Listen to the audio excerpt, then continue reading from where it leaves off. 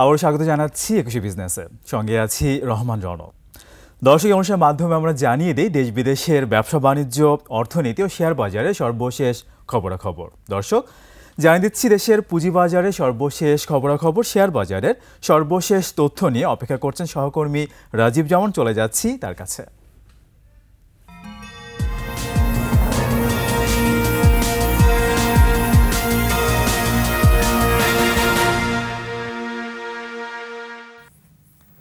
রহমান রণ, আপনাকে অনেক ধন্যবাদ। জানিয়ে দিব ঢাকা স্টক এক্সচেঞ্জের আজকে দিন শেষের খবরগুলো।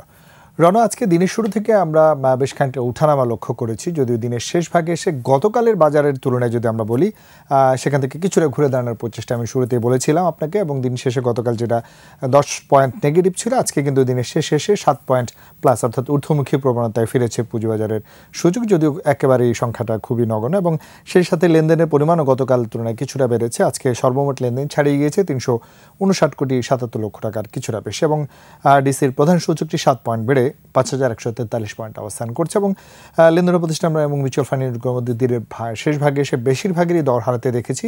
200টি প্রতিষ্ঠান দর হারিয়েছে, বেড়েছিল 119টির, অপরিবর্তিত অবস্থায় ছিল 79টির। এবং আপনি যেমনটা জানাচ্ছিলাম কিছুক্ষণ আগে, যে ইয়ার এন্ডিংয়ের বেশ ডিভিডেন্ড ডিক্লারেশন, অনেকগুলো প্রতিষ্ঠানের আমরা প্রান্তিক প্রতিবেদন প্রকাশ পাচ্ছে, বোর্ড মিটিংয়ের খবর এসছে, সব কিছু মিলিয়ে কিন্তু ওয়েট অ্যান্ড সি বছর শেষে যে একটা অবস্থান থাকে, তারই একটা চিত্র কিন্তু স্বাভাবিকভাবে অন্যান্য বছরের তুলনায় এই বছরে আমরা একই রকম দেখতে পাচ্ছি।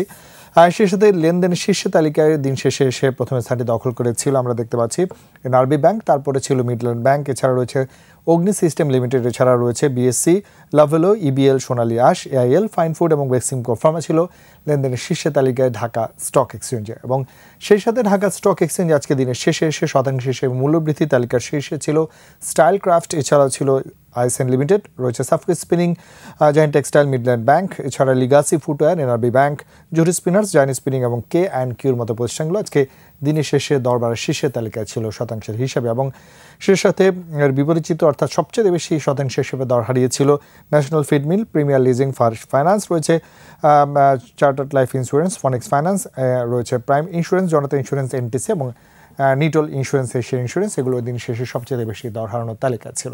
তো এই ছিল ঢাকা স্টক এক্সচেঞ্জের আজকে দিন শেষের খবরাখবর। রাজীব জামান, আপনাকে অনেক ধন্যবাদ। দর্শক, পুঁজিবাজার নিয়ে আরও বিস্তারিত জানতে এখন আমরা কথা বলবো পলি ব্যাংক সিকিউরিটিজ লিমিটেডের ব্যবস্থাপনা পরিচালক ও প্রধান নির্বাহী কর্মকর্তা মোহাম্মদ আহসানুল্লাহর সঙ্গে। জনাব আহসানুল্লাহ, আমরা শুনছিলাম পুঁজিবাজারের দিন শেষের আপডেট। অনেকদিন পরে আমরা একটা পজিটিভ ট্রেন্ড নিয়ে দেখলাম যে শেষ হয়েছে বাজার। আমরা প্রায় দেখলাম 210 পয়েন্টের মতো সূচকের একটা কারেকশনই বলছে বাজার সংশ্লিষ্টরা। তো আজকে আমরা দেখলাম যে 200টি প্রতিষ্ঠানের দর হারিয়েছে, সেখানে দর হারায়নি এরকম প্রতিষ্ঠানের সংখ্যা প্রায় 200, তবে টার্নওভারটা 400 কোটি টাকার নিচে। কিভাবে দেখছেন আসলে ওভারঅল বাজারকে? ধন্যবাদ। আজকের বাজার যে অবস্থা, এটা আমরা গত কয়েকদিন থেকে একই অবস্থায় বিরাজ করতেছে, 400 কোটি টাকার নিচে টার্নওভার গত বেশ কয়েকদিন থেকে আমরা লক্ষ্য করতেছি। তো এটার মেইন কারণ আসলে আমাদের একটা হলো লিকুইডিটির যে একটা সংকট আছে, এটা একটা মানে বোঝা যাচ্ছে। পাশাপাশি যে জিনিসটা, সেটা হলো আমাদের বিনিয়োগকারীদের মধ্যে কিছুটা আস্থার সংকটও বিরাজমান আছে। সেটার কিছুটা বর্তমান যে প্রেক্ষাপট, ইন্টারিম গভর্নমেন্টের উপর বিভিন্ন চাপ আসতেছে, সেটা হয়তো কেউ কেউ এটা একটা ইস্যু মনে করতেছেন।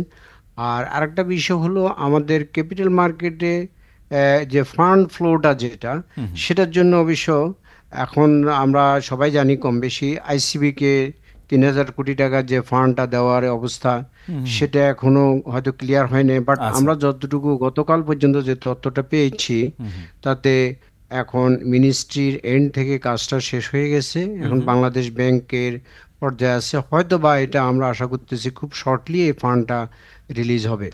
রিলিজ হলে আইসিবি যে রোলটা নর্মালি প্লে করে মানে অতীতে, তার চাইতে এবার একটু ব্যতিক্রম হবে মনে হচ্ছে। কারণ আইসিবির বর্তমান যিনি chairman professor Abu Ahmed sir, উনি স্পষ্ট ভাষায় বলছে মার্কেটের কল্যাণের জন্য, মার্কেটের বিনিয়োগকারীদের স্বার্থেই কিন্তু প্রাণটা মানে টাকাটা ইউটিলাইজ করা হবে।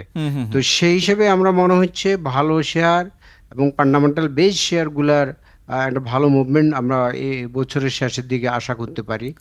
আর আরেকটা জিনিস হলো আমাদের লিকুইডিটির সংকটের পিছনে আরেকটা কারণ হলো আপনারা জানেন ব্যাংকিং সেক্টর লিকুইডিটি ক্রাইসিস থাকার কারণে ওই সেক্টরে সাপোর্ট দেওয়ার জন্য বাংলাদেশ ব্যাংক এই যে লাস্ট সম্ভবত পরশু আপনার 30 ডেজ একটা ট্রেজারি বিল নতুন করে ইন্ট্রোডিউস করলো, যেটা নতুন করে বলতে গত 5-6 বছর গ্যাপ ছিল, এরপরে আবার নতুন করে আসলো আর কি সেটা। তো সেইখানে এতে বোঝা যাচ্ছে শর্ট টার্ম লিকুইডিটি ব্যাংকিং ইন্ডাস্ট্রিতে প্রয়োজন, সেই কারণে হয়তো এটা মানে নতুন আবার শুরু হলো আর কি।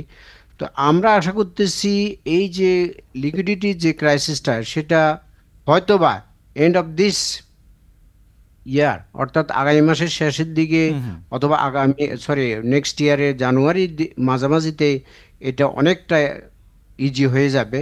অনেকটা ইজি হয়ে গেলে আমাদের যে সুবিধাটা হবে সেটা হলো, আমাদের যে বিষয়টা হবে সেটা হবে যে যখন একটু ইজি হয়ে যাবে লিকুইডিটি ক্রাইসিসটা, অর্থাৎ মানে ফান্ড ফ্লোটা যখন একটু বেড়ে যাবে, তখন ট্রেজারি বিল বা বন্ডের রেট অফ ইন্টারেস্টও কমে যাবে। আচ্ছা, এই কমে যাওয়ার কারণেই মানে তখন আবার আমাদের ক্যাপিটাল মার্কেটের দিকে ফান্ডটা বেড়ে যাওয়ার, অর্থাৎ ফ্লোটা বেড়ে যাওয়ার একটা সম্ভাবনা দেখা আচ্ছা যাবে। আচ্ছা, আমরা সেটাই প্রত্যাশা করছি। এবং আপনি যেটা বলছিলেন যে ব্যাংকের একটা বিনিয়োগ, তো সেক্ষেত্রে অনেক ব্যাংকের কিন্তু তারল্য আছে, বিনিয়োগযোগ্য তারল্য আছে, কিন্তু সেক্ষেত্রে আসলে তারা আস্থা পাচ্ছেন এরকম অনেকে মনে করছেন। কিন্তু অনেকে এটাও বলছেন যে আসলে এমন একটা অবস্থা, আগে যেটা 10 টাকায় কিনতে হতো সেটা এখন 3 টাকা 4 টাকাও কেনা যাচ্ছে।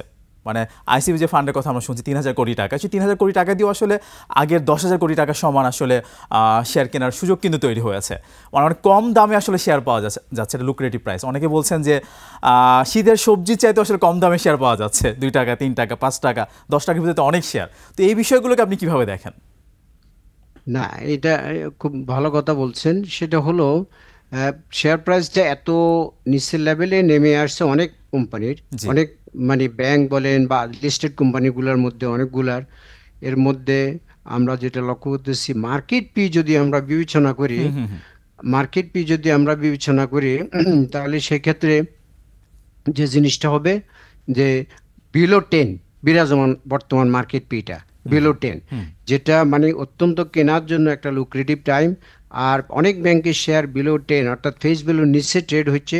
কিছু কিছু ব্যাংকের তো ইপিএস এর গ্রোথ আছে কম্পারেটিভলি ভালো, সে সমস্ত ব্যাংকগুলোর থেকে অবশ্যই কম দামি শেয়ার কেনার একটা সুযোগ সৃষ্টি হবে। আমি মনে করি যারা যদি এখন ধরেন ফর এক্সাম্পল 8 টাকা বা 9 টাকা অথবা 10 টাকার একটু উপরে নিচে আছে, সেই শেয়ারগুলো যদি একটু দেখে কিনে, তাহলে ওইগুলোর থেকে যদি 10-15% বা 20% যদি ডিভিডেন্ড ডিক্লারেশন আসে, তাহলে সেই ক্ষেত্রে আমি মনে করি অন্যান্য সেক্টরে ইনভেস্টমেন্ট করার চাইতে এই স্বল্প সময়ের জন্য, সে ধরেন 4 মাস বা 5 মাসে একটা ভালো রিটার্ন আশা করা যায় এই সেক্টরে, আমরা সেটাই অর্থাৎ প্রত্যাশা ক্যাপিটাল করি। মার্কেটে। জি জি। এবং আমরা কিন্তু অনেকে এরকম দেখি, তারা কিন্তু পুঁজিবাজার কেন্দ্রিক আসলে বিনিয়োগ করে, আসলে তারা আসলে ব্যাংক মুখী না, এরকমও কিন্তু আমরা অনেককেই দেখি। তারা আসলে সরিয়া বেজ আসলে ইনভেস্ট করতে চায়। তো তাদের জন্য তো আসলে একটা লুক্রেটিভ সময় যাচ্ছে কেনার জন্য। তো সব কিছু মিলিয়ে আরও কি করলে আসলে মার্কেটের জন্য ভালো, আর কি করলে আসলে তারল্য বাড়তে পারে, কি করণীয় আসলে এই মুহূর্তে মার্কেটের জন্য?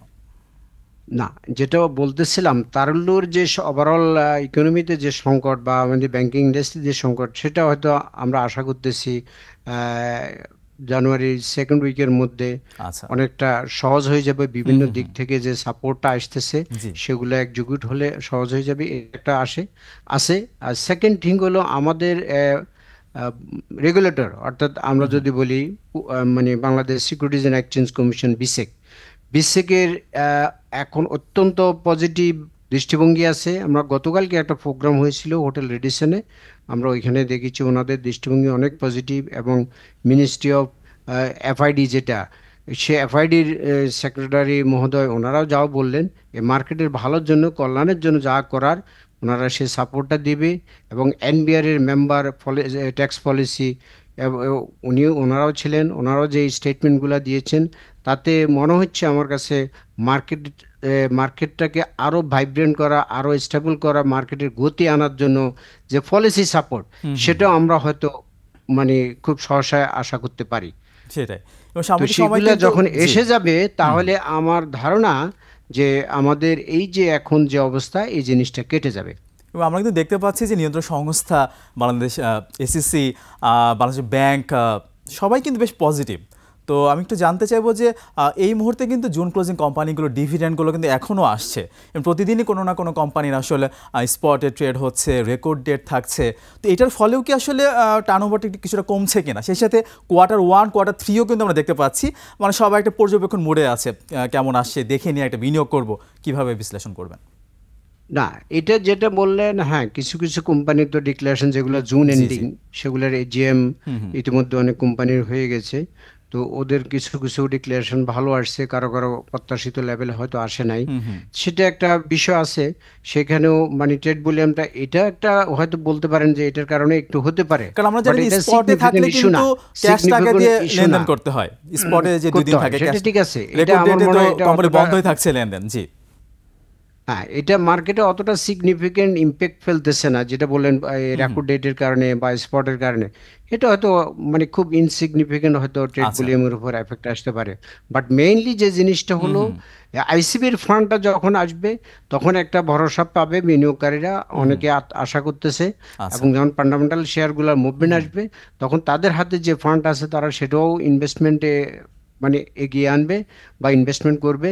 পাশাপাশি ইনস্টিটিউশনগুলো তাদের ইয়ার এন্ডিংও তাদের চেষ্টা করবে, তারা অবশ্যই তাদের যাদের সারপ্লাস ফান্ড আছে ক্যাপিটাল মার্কেটে তাদের ইনভেস্টমেন্ট করার সুযোগ আছে, তারাও তাদের সেই সারপ্লাস ফান্ডের একটা অংশ, সব প্রতিষ্ঠান না, যাদের আছে তারাও সেই সারপ্লাস ফান্ডে হয়তো একটা অংশ মার্কেটে ইনভেস্টমেন্ট করবে। আচ্ছা তো এই আচ্ছা সব মিলিয়ে আর কি আমি আশা করতেছি নেক্সট ইয়ারের 1 জানুয়ারি 2nd বা 3rd উইকের দিকে ইনশাল্লাহ আমরা মার্কেটটাকে ভালো একটা তার মানে পর্যায়ে ভবিষ্যতে আশা আসলে একটা করতে ভালো পারি। বাজার আমরা পাবো। তো সেক্ষেত্রে এই সময় আসলে একটা ভালো বিনিয়োগযোগ্য সময় যাচ্ছে বলে মনে করছেন। তো সময় যাচ্ছে, ইয়েস ইয়েস। একদমই একদম শেষ পর্যায়ে যেটা বলছিলেন যে আইসিবি যে 3,000 কোটি টাকা পাবে, তো সেক্ষেত্রে তাদের তো অনেক ঋণও আছে, সেটাও পরিশোধ করতে হবে। তো এই ব্যাপারে আসলে কি জি, পদক্ষেপ নিলে আসলে হ্যাঁ ভালো হ্যাঁ, হয় তাদের জন্য? গতকালকে আমরা যেটুকু আমাদের ওই ICB chairman professor Abu Ahmed sir যেটুকু উনি বললেন জি যে ওনার আইসিবির ঋণ আছে, এটা সত্য। ঋণের হয়তো একটা পোর্শন মেবি এখান থেকে হয়তো অ্যাডজাস্টমেন্ট হবে। ম্যাক্সিমাম পোর্শনটাই ক্যাপিটাল মার্কেটে আচ্ছা ওনারা ব্লু চিপস এবং ফান্ডামেন্টালি বেসড যে সমস্ত শেয়ার সেগুলোতে তারা ইনভেস্টমেন্ট আচ্ছা করবে। মানে আস্থার জায়গাটা আরো দৃঢ় হবে যখন আইসিবি আসলে বাজারে একটা ভূমিকা রাখবে এবং এবং শুধু পজিটিভ রোল আইসিবি কেন, প্লে করবে, হ্যাঁ। একদম শুধু আইসিবি কেন, মিউচুয়াল ফান্ড অথবা অন্য যারা আছে বড় বড় প্রাতিষ্ঠানিক বিনিয়োগকারী তাদেরও একটা ভূমিকা আমরা প্রত্যাশা জি, করছি। সেটা এক্ষেত্রে আমি আর একটু বলি, জি মিউচুয়াল ফান্ডের যে প্রসঙ্গটা জি এনেছেন এটা নিয়ে কিন্তু সেক্ষেত্রে কথা হচ্ছে। হ্যাঁ, সেটার ক্ষেত্রে এএমসি গুলোকে অর্থাৎ অ্যাসেট ম্যানেজমেন্ট কোম্পানিগুলো তো বেসিক্যালি মিউচুয়াল ফান্ড মেনটেন করে থাকে। তাদের ক্ষেত্রেও এই বিসেকের গতকালকে মিটিং হয়েছে। তো আমরা জানি ওইখানেও একটা পজিটিভ ভাইব আছে, আচ্ছা পজিটিভ নিউজ আছে। তো সেই ক্ষেত্রে মিউচুয়াল ফান্ডগুলো যাতে, সরি, অ্যাসেট ম্যানেজমেন্ট কোম্পানিগুলো যাতে অ্যাক্টিভ হতে পারে, তাদের যেই পলিসি সাপোর্ট যেগুলা মার্কেটের স্বার্থে দেওয়া দরকার সে ব্যাপারেও একটা পজিটিভ সিগন্যাল পাওয়া গেছে। সুতরাং অ্যাসেট ম্যানেজমেন্ট কোম্পানিগুলো অ্যাক্টিভ হলে, অর্থাৎ তাদের ফান্ডের ফ্লোটা বেড়ে গেলে, তারা যদি ওইখানে পলিসি সাপোর্ট পায়, তারাও মার্কেটে ইনভেস্টমেন্টে আগে আসবে। আমরা সেটাই প্রত্যাশা করি। আমরা প্রত্যাশা করব আইসিবির মতো প্রতিষ্ঠান অথবা আরও যারা বড় প্রতিষ্ঠান আছে, অ্যাসেট ম্যানেজমেন্ট কোম্পানিগুলোর কথা বলছেন, ব্যাংকগুলো আছে, বড় প্রাতিষ্ঠানিক বিনিয়োগকারী আছে, ব্যক্তি বিনিয়োগকারী আছে, তাদের একটা ইনভলভমেন্ট আমরা দেখব এবং বাজারটা গতি আসবে সেই প্রত্যাশা আমরা করছি। আপনাকে অনেক ধন্যবাদ আমাদেরকে সময় দেওয়ার জন্য। জি, আপনাকেও ধন্যবাদ। দর্শক, এ পর্যায়ে নিচ্ছি একটা বিরতি, ফিরব একটু পরে, আমাদের সঙ্গেই থাকুন।